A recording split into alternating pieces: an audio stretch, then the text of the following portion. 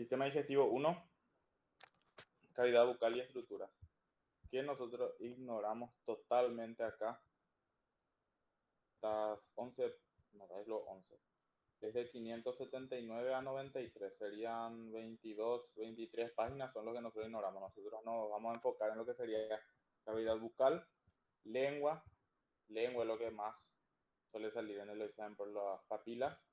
Y después las glándulas salivales, acá los adenómeros, la parte de los conductos excretores, glándulas salivales y saliva. En eso es lo que nos vamos a basar todo este capítulo. Entonces, en realidad el sistema digestivo. Entonces el sistema digestivo tenemos que saber que está compuesto por el tubo digestivo y los órganos asociados. Entre ellos, ¿cuáles son? La lengua, los dientes, las glándulas salivales, el páncreas, el hígado y la vesícula biliar. ¿Cuál es la principal función del tejido digestivo? El transporte de agua y alimento ingerido a través del tubo digestivo, la secreción de líquidos electrocitos, o sea, electrolitos y las enzimas digestivas, la digestión y absorción de los productos digeribles y la excreción de los detritos no digeribles.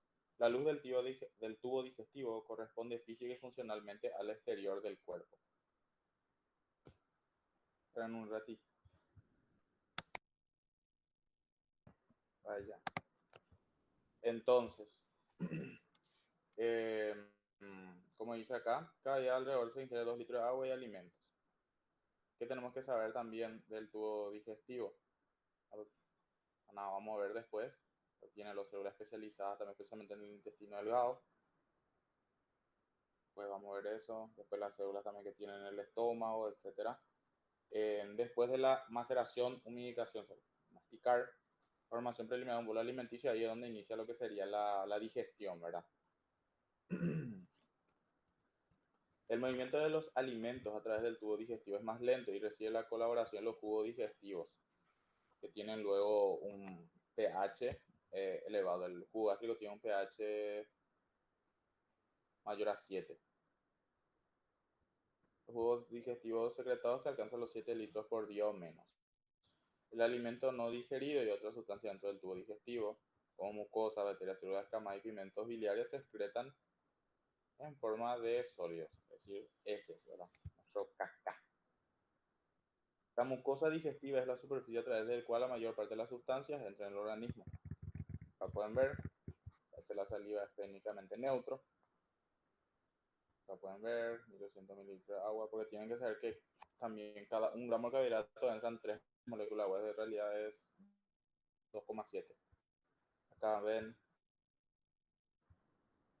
es ácido el jugo. Yo le dije estupidez. Así es, mayor a 7 es básico, menor a 7 es ácido. Este es 1.8 es en realidad el pH del jugo gástrico. Acá está todo y el último proceso ya. Entonces empezamos con la protección inmunitaria. También podemos ver dentro de la mucosa todo con la primera línea de defensa inmunitaria dentro del cuerpo. Entonces pasamos a lo que sería la cavidad bucal. La cavidad bucal, no, siempre lo malo. La mucosa digestiva cumple muchas funciones en su papel de interfaz entre el organismo y el medio ambiente, o sea, el mediador. Ya está la secreción, absorción y barrera. El tema de la barrera tiene más que ver con lo que sería la defensa que nosotros tenemos, o sea, nuestras respuestas inmunitarias, la formación de antígenos para impedir la entrada de sustancias nocivas, patógenos, etc. La absorción tiene que ver con la absorción de lo que sería el sustrato metabólico que nuestro cuerpo va a utilizar para poder cumplir sus funciones. Y la secreción es secretar enzima digestiva que ayuda a la digestión del alimento, el ácido clorhídrico, lo mismo, mucina y anticuerpo en sitios específicos. Después vamos a ir en la cavidad bucal. Incluye la lengua, los dientes, lo que nosotros nos vemos, las glándulas salivales mayores y menores y las amígdalas. Que acá es lo importante que suele ser durante el examen. El nombre de los conductos excretores de las glándulas. Por ejemplo, tienen que saber que la glándula parótida es la más grande de las tres y su conducto excretor es de Stensen o Stenman. La glándula submandibular, su conducto excretor es el de Wharton, mientras que la sublingual, su conducto es de Rivinus. Eso tienen que saber porque eso es pregunta de examen. Las glándulas salivales menores no se preocupen, no es pregunta de examen. Después que tienen que saber que las amígdalas son acumulaciones de nódulos linfáticos que se congregan alrededor del istmo de las fauces, en la orofaringe y en la nasofaringe, y que está organizado en un anillo amigdalino de Waldeyer, que lo que le provee sería la protección inmunitaria, ubicada en la región anatómica inicial, compartida por los sistemas digestivos y respiratorios. Vamos a ver las distintas amígdalas. No es pregunta de examen, pero vamos a ver las amígdalas palatinas que se encuentran acá al lado de la entrada de la orofaringe, entre los arcos palatolosos y palatofaringe. Amígdalas tubáricas que se ubican en las paredes laterales de la nasofaringe. Amígdalas faringeas o adenoides que se localizan en el techo de la nasofaringe. Y amígdalas linguales que están en la superficie dorsal de la base de la lengua. Después, pregunta de examen. ¿Cuál es la mucosa que presenta la cavidad bucal? Una mucosa masticatoria, una mucosa de revestimiento y una mucosa especializada. La mucosa masticatoria, que se encuentra entre las encías y el paladar duro, posee un epitelio estratificado plano cornificado. ¿Cuál es otra vez cornificado? Por la presencia de lo que sería, se ve las células acá, este estrato, como podemos decir también, granuloso, ¿verdad? Con los gránulos de queratina línea, y acá cuando ya es totalmente ya queratina. La lámina propia, por debajo, subyacente, consiste en una capa gruesa de tejido conjuntivo laxo que contiene vasos y nervios.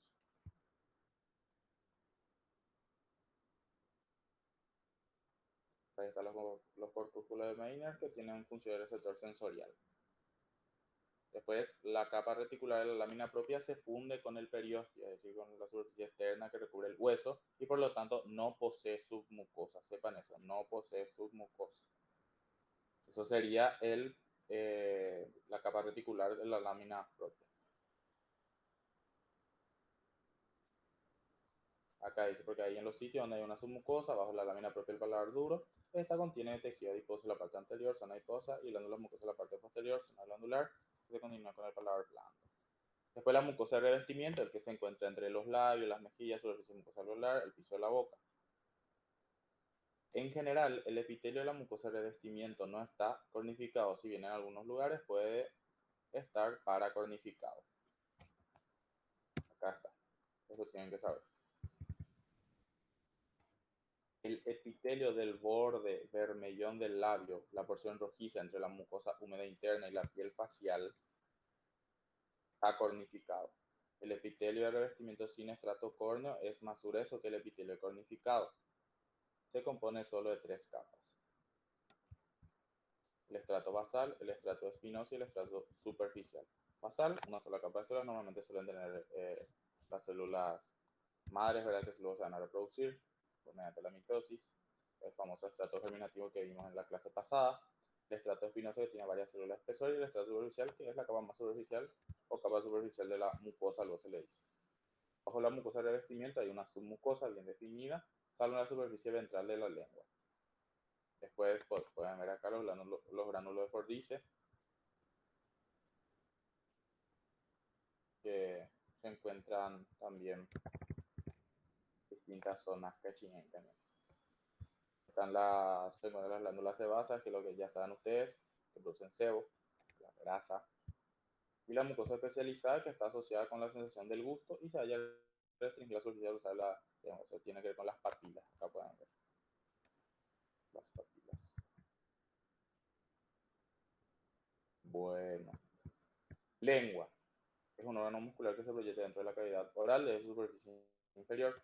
Después estás hablando de los músculos linguales, que son extrínsecos, intrínsecos, eso no tiene importancia acá. Esto, la superficie dorsal de la lengua se lleva en una depresión en forma de V, tampoco tiene. Esto sí se La superficie dorsal de la lengua está cubierta de papilas. Acá pueden ver los distintos tipos de papilas fungiformes, porque parecen hongos, filiformes de prolongación. En las foliadas parecen tipo hojitas, y las papilas caliciformes son las más grandes. Entonces acá hablamos sobre los tipos de papilas. Son 4 tipos: filiformes, fungiformes, caliciformes y foliadas. Pregunta de examen: ¿cuáles son las más abundantes? Filiformes son las más pequeñas y más abundantes, y son proyecciones cónicas. Posee un epitelio plano estratificado muy cornificado. Las papilas fungiformes, como su nombre lo indica, son proyecciones en forma de hongo. Tiene la tendencia a ser más abundante cerca de la punta de la lengua. Y en el epitelio estratificado plano de la superficie dorsal de esta papila se hallan los corpúsculos gustativos. Que da la sensación del gusto. Después están las papilas caliciformes, son las más grandes en tamaño. Después acá pueden ver que los conductos de las glándulas salivales linguales de von Ebner vacían su secreción serosa en la base del surco. Y las papilas foliares, que son crestas bajas paralelas separadas por hendiduras profundas de la mucosa. Se producen en los bordes laterales de la lengua, donde se lo podemos sentir ese gusto ácido. Los corpúsculos gustativos están en las papilas fungiformes, caliciformes y foliadas. Sepan eso. En el corpúsculo gustativo se encuentran tres tipos de células principales. Las células neuroepiteliales, que son las células más numerosas del receptor del gusto, pregunta de examen. Normalmente se extienden desde la lámina basal del epitelio hasta el poro gustativo, o sea, desde abajo hasta arriba, ¿verdad? Las células de sostén, que son las menos abundantes, en este caso, no como sería en el tejido nervioso, también son células largas que se extienden de la lámina basal hasta el poro gustativo, y las células basales son los citoblastos de otros dos tipos celulares. Otra vez acá lo que le quiere decir es que hay células que constantemente van a ser progenitoras de otros tipos celulares también. ¿Qué tenemos que ver también acá? El gusto es un tipo de sensibilidad en el cual diversas sustancias químicas estimulan las células neuroepiteliales, las que vimos, de los corpúsculos gustativos.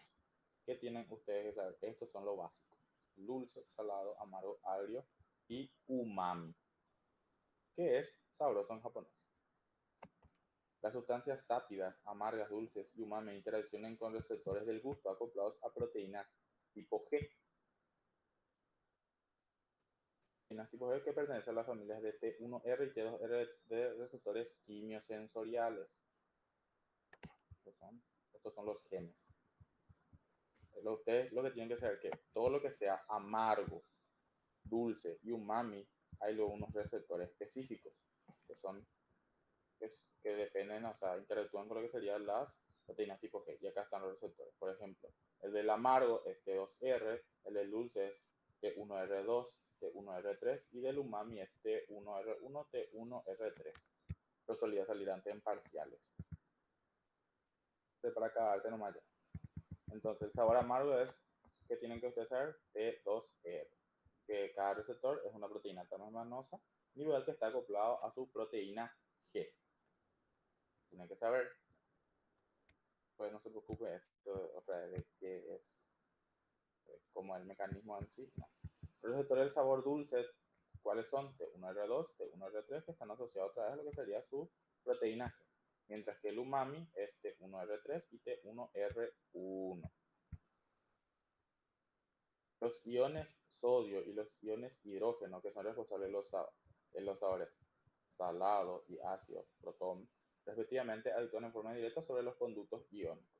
Los famosos conductos dependientes de sodio, conductos dependientes de calcio, se puede ver que son activados por voltaje, uno es positivo, otro negativo. En el positivo entra el calcio, en el negativo entra, por ejemplo, el cloruro y eso para hacer lo que sería la sal de mesa, por ejemplo. El sabor ácido es generado por los protones que se forman por la hidrólisis de los compuestos ácidos. Además, los protones entran en la célula a través de los conductos de sodio sensibles a la amilorida. El sabor salado, por ejemplo, tiene que ver por la sal de mesa, que en esencia sería del gusto de los iones de sodio. Otra vez van a entrar en conductos sensibles al sodio. Sensibles a la amilorida, conducto de sodio. Sensibles a la amilorida. Algunas regiones de la lengua responden más a ciertos sabores que otras. Sí, eso es lo que antes se decía, pero hay ciertos estudios que dicen que no es más así. Famoso cuando te metes tú en la lengua y en ciertas partes donde sentís medio un gusto ácido, en otras partes no, y así va. Las amígdalas linguales son acumulaciones de tejido linfático que están ubicados en la base de la lengua, no es pregunta de examen. La inervación compleja de la lengua está dada por nervios craneales y por el sistema nervioso autónomo. Aunque no crean, a veces se pregunta, Entonces, la sensibilidad general de las dos terceras partes anteriores de la lengua es transmitida por el quinto nervio, que es el trigémino, mientras que la sensibilidad general de la tercera parte posterior es por el nervio glosofaringeo, por el vago, o sea, por el complejo 9-10. La sensibilidad gustativa es transmitida por la cuerda del tímpano, que es una rama del nervio facial, y por delante el surco terminal, y por los nervios glosofaringeo y vago, otra vez el complejo que es por detrás del surco. Por delante, cuerda del tímpano, nervio facial. Por detrás, complejo 9-10. Mientras que la inervación motora siempre nervio hipogloso, y la inervación vascular y glandular, todo lo que sea secreciones y eso, los nervios simpáticos y parasimpáticos. Dientes, no se preocupen, esto nosotros totalmente ignoramos, todo lo que sea dientes, déjale eso a la gente que te estudia odontología. Sorprendentemente es así y es. Y ahora que llega a leer todo igual.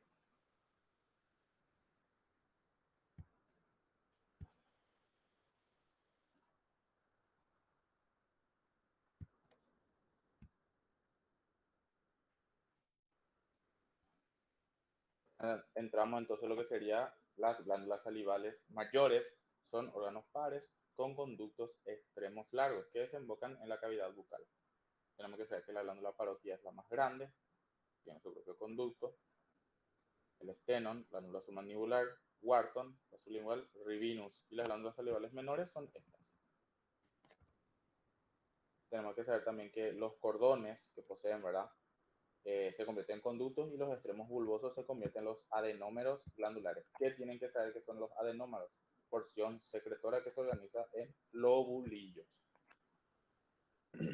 Los adenómeros son de tres tipos: serosos, tipo acuosos, mucosos, tipo moco, para mucina, y mixtos, una mezcla de los dos. Iremos viendo eso. Por ejemplo, acá pueden ver cómo son las células serosas y cómo son las células mucosas. Mucosa, serosa.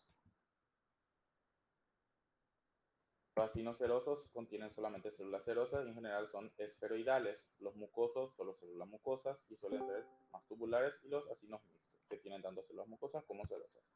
Las semilunas serosas son artefactos de método de fijación tradicional.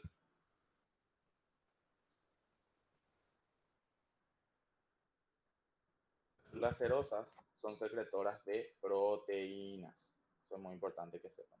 La mayoría de las células secretoras de proteínas que almacenan secretores, ¿cómo almacenan? En gránulos de zimógeno. Los gránulos se hallan en lo que sería en el citoplasma apical. Lo tienen que saber también. Por sí. Las células mucosas son células secretoras de mucina. Tiene su propio, como el otro era gránulo, también, acá también sigue siendo gránulo, pero acá es de mucinógeno.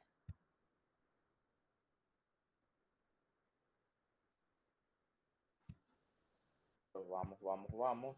Las células mioepiteliales son células contráctiles que abrazan la región basal de las células secretoras de la cima.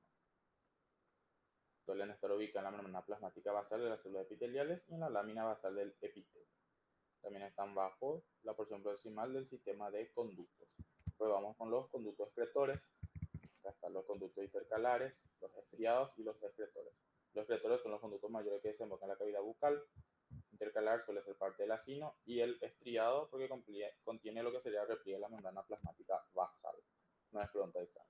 Los conductos intercalares están ubicados entre un acino y un conducto de mayor calibre. Acá, por ejemplo, las glándulas secretoras de serosa y las glándulas mixtas han demostrado que secretan ácido clorhídrico y cloruro. Ácido clorhídrico hacia el producto de los acinos y absorben cloruro del producto de los acinos. Las células del conducto estriado tienen mucho repliegue en su membrana plasmática basal. ¿Qué realizan? La reabsorción de sodio, es la secreción primaria, y la secreción de potasio y ácido clorhídrico hacia el producto glandular, mientras que los conductos excretores transcurren en el tejido conjuntivo interlobular e interlobular. Después pasamos por las glándulas salivales mayores. Pregunta de final. Las glándulas parótidas son serosas puras. La submandibular es glándula mixta, que está compuesto pero principalmente por acinos serosos. Pero como tiene también mucoso, entonces es mixto. Y las glándulas sublinguales es compuesto principalmente por acinos mucosos, pero es mixto. Presenta también glándulas serosas. La saliva cumple función protectora y digestiva, tienen que saber. Tiene una secreción, ¿verdad?, de lo que serían las glándulas salivas mayores y menores. La saliva es una fuente de iones de calcio y fosfato indispensables para el mantenimiento y el desarrollo de los dientes, por lo que nuestros dientes necesitan. Y tiene funciones inmunitarias, especialmente presenta lo que sería la inmunoglobulina tipo A y la amilasa para la digestión de los carbohidratos. La isozima también, que es para lo que sería nuestra flora bacteriana. Y la saliva contiene agua, proteínas diversas y electrolitos. No se preocupen más del resto. Entonces acá termina lo que sería la primera clase. Entonces vean la clase, estudien bien lo que yo les dije, porque el sistema digestivo 1, 2 y 3, una de las cosas que más suele salir al final es ponerle que sale entre 7 a 8 preguntas. Vean la clase, lean su libro, una lectura rápida, después dominen los puntos esenciales y vean mi resumen que les pasé, les va a encantar. Está muy bien, toda la parte del sistema es la parte que más da gusto, pero está muy bien especificado. Entonces hasta acá dejamos entonces y nos vemos mañana para dar sistema digestivo 2.